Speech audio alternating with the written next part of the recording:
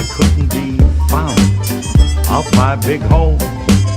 The bare necessities of life will come to you. They'll come to you. Hey everybody, welcome back. This is going to be a quick, short update on the live rock and what I'm going to be doing to make sure that the live rock is good and clean and free of pests when I start this reef build in the next, I would say probably about month or two from this point. Probably good 6 to 8 weeks, which is perfect because that is actually how much time I want this rock to be sitting. There's a great video by Melev's Reef. It goes into great detail on how to properly cook. The term is cooking your live rock. It doesn't actually involve any boiling water or acid or anything like that. But anyway, so let's get into the live rock. I've not lifted the lid up yet because I wanted to show you. So there's a lot of water that sits on top of this, so I just like to shake it off back into the trash can so I don't have to worry about like topping the water off or anything like that.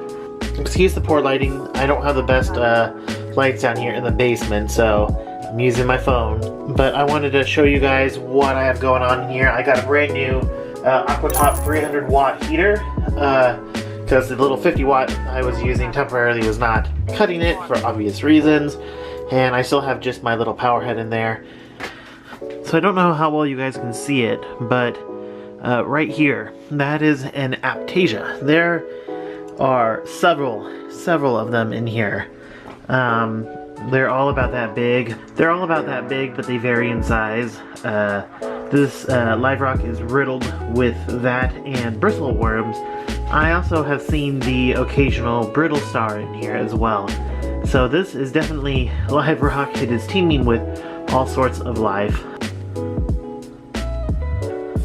I don't know how well you guys can see that, but that is a brittle star on the rock there.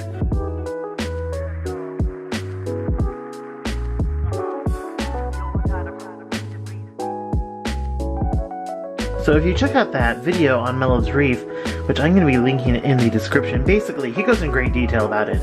But essentially, so cooking your live rock is basically letting it sit in a container, much like this, in fresh RODI salt water, and essentially letting all the pests such as the Aptasia and bristle worms and all that fun stuff die off over the period of 6 to 8 weeks. So basically they become nutrient starved and die off. I know it's kind of hard to see. There's another brittle star over there chilling out. There's several of them in here that I've seen, varying in size as well. I'm glad that I got some like authentic live rock, that life is actually thriving in here. So eventually all the pests like the Aptasia and stuff should die off within 6 to 8 weeks due to being nutrient starved. So I'm looking forward to the day where I'm going to actually be able to use this rock. So yeah, I just leave this covered in the dark.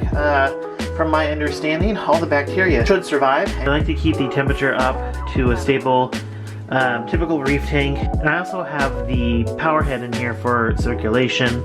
Overall, it's been going well. I come down here every other day to check on it, just to look. I like to see what other types of life crop up. I did see a whole bunch of bristle worms in here, but this is just one more step in the reef build. So I'll try to do another update on this as it gets closer, but I don't think there's going to be much change with the rock in that period. But I will be updating you on the tank as I prepare it to be moved into the house, and I most likely will be doing some other maintenance like buffering and cleaning it and resealing part of it. So stay tuned for all that. Again, thanks for watching. If you liked the video, like, comment, subscribe. There will definitely be more on this and my other tanks. So again, thanks for watching. Catch you next time.